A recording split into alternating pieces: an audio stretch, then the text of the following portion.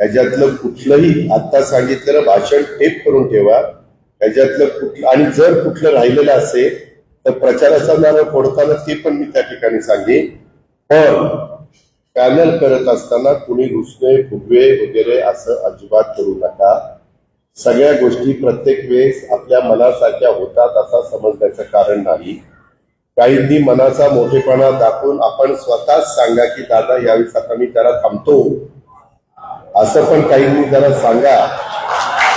कारण त्या संदर्भामध्ये काहीतरी इकडं म्हणायचं दादा थांबतो तिकडं दादा लावायचा घोडा तसं काही करू नका. म्हणजे आतलं तर तसं काही करू नका. हे लपून छपून राहत नाही. फार बारकाईने सगळ्या यंत्रणेचा वापर करून ही निवडणूक लढवणार आहे. कुणाला काही म्हणायचंय कुणाला काही करायचं ही सहकार्याची निवडणूक आहे.